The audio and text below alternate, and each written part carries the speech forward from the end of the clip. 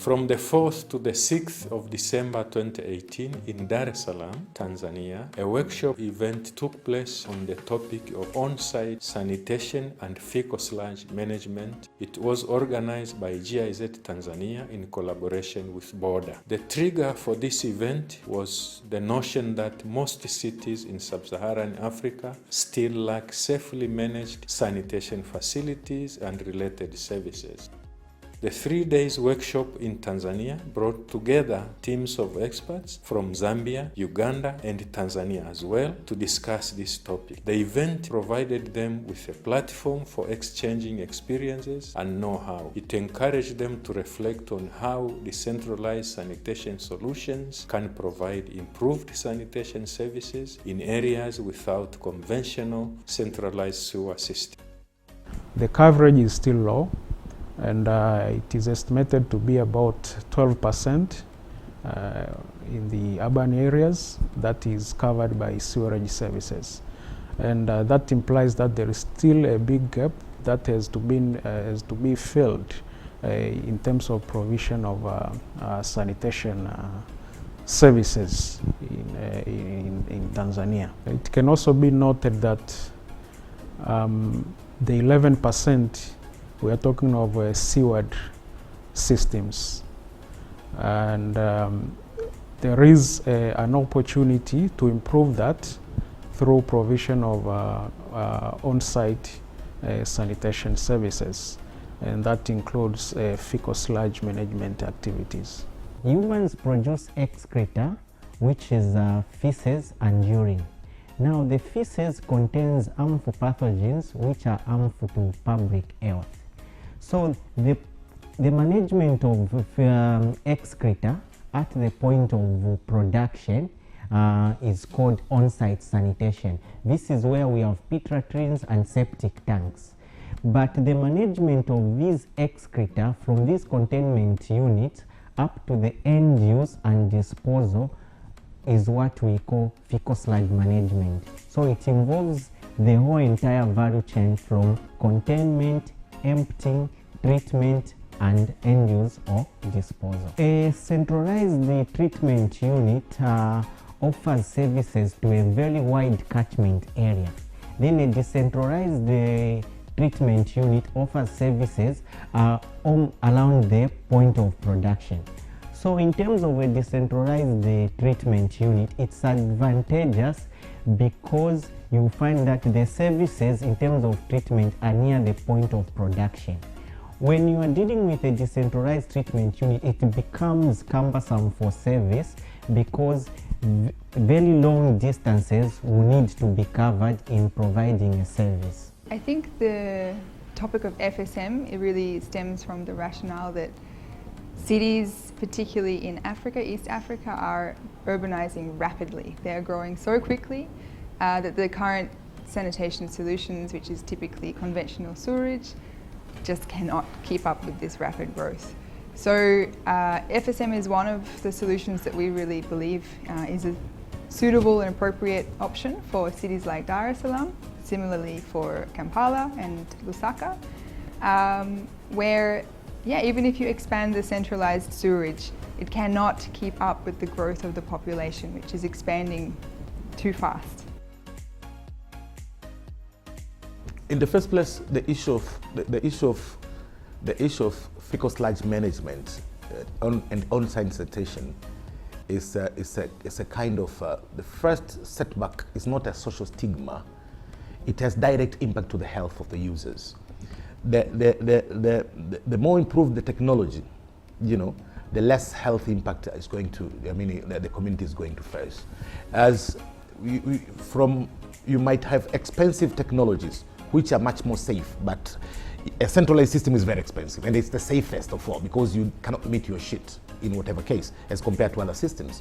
But if you say commercially and socially viable technology, it should be decentralized because it's affordable in the first place, and you reach a mass of people. And the issue of health effects are not unique; they are not household specific cases. If you have a problem of lack poor hygiene and sanitation practice in a household, its impact might be to the communal, the whole of the community.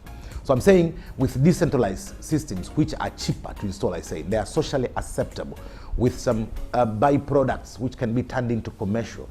You have that economical and social and health viability put in the same basket.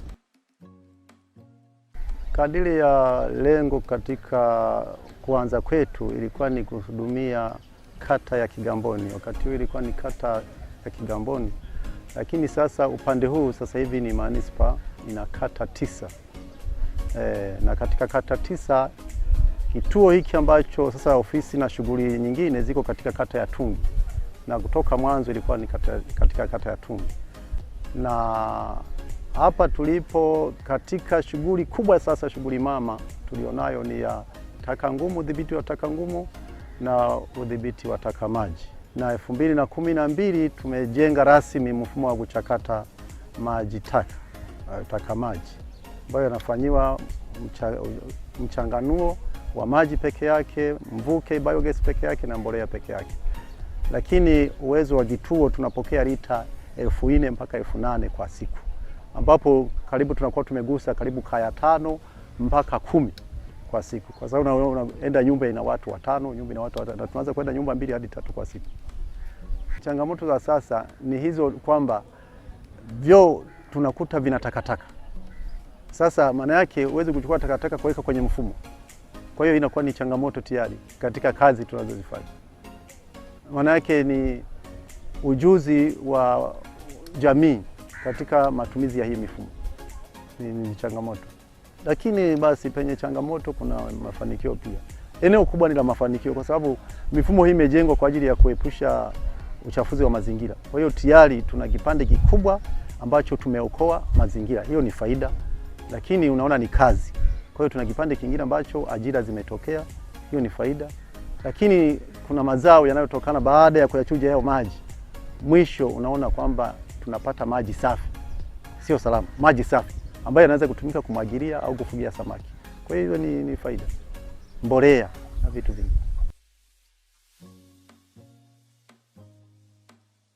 So we are at the Kingamoni treatment plant, and I learned something very interesting today. This is an individually owned, community-owned treatment plant, and that's quite special, because from where I'm coming from, a lot of the processes in FSM are run by the utility or the service provider.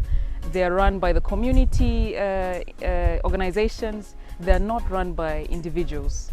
So this is a special case. We have one very responsible community member who took it upon himself, who offered his land to be converted into a treatment facility to service his community. And these are the heroes that we need in such communities. And that's something that I'll take back home with me today. For an enabling environment to be there for implementation of these initiatives, including the decentralized system that we are talking about, first of all, we need to have a conducive policy environment.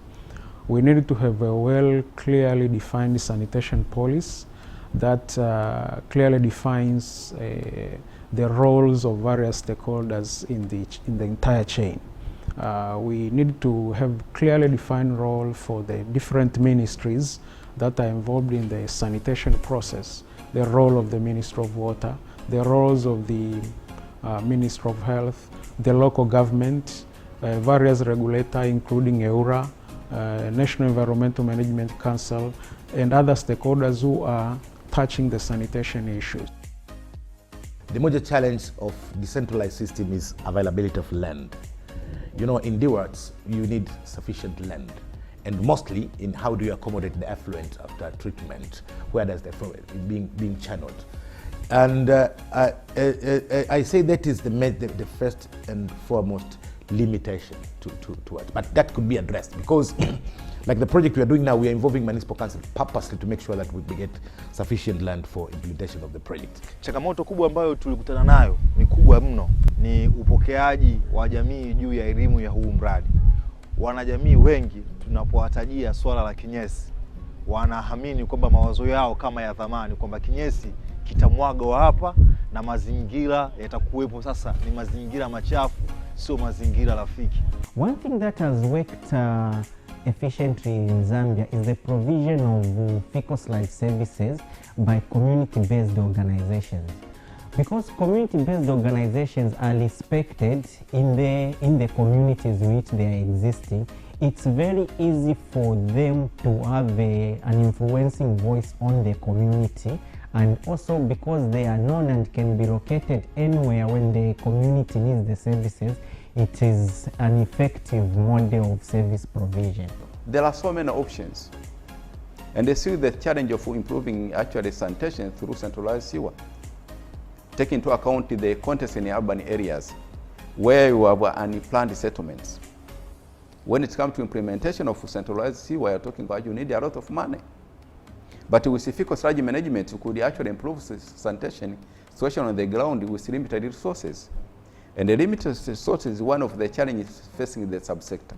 Therefore, it is actually an ideal situation to improve sanitation on the ground with limited resources. That's why we are promoting fecal sludge management, taking into account the challenges facing centralized sewer in urban areas, not only in Tanzania, but also in other countries, including Uganda and Zambia. If I had not come to Tanzania, would I have known that Miringa is treating sewage for the community?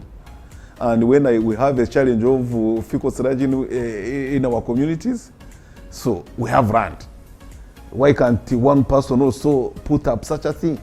Like on 10 decimal of an acre, 10, you know, you can see now it doesn't need a lot of land. To come to Wavrante Road, from the experience from other cities, Lusaka, Dar es Salaam, Wavrante Road, and we pledge that when we go to Kampala, we shall now try now to put what we have learned into at least practical use. I think it's always great to bring these experts together into a discussion forum like this, and more importantly to criticize each other and to really ask those hard questions that we try to avoid thinking about, because they have to be answered. And a lot of the time we're looking at these projects which might still be pilot projects in the early stages, still having some problems needing to be ironed out, and it's in this sort of forum where we can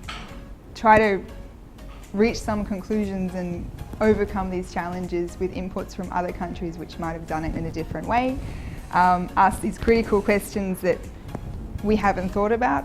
So yeah, just to drill each other and like really figure out what's not working, because the not failed projects, but the challenges that we have been facing are really important to focus on and deal with now if we're trying to scale up. We will not be able to replicate these projects until we overcome these small challenges. So that's been really helpful to have these different opinions in the room, different questions, different experiences from other contexts to try and streamline the implementation in these different cities, so we don't reinvent the wheel. We learn from other experiences and just move forward more efficiently.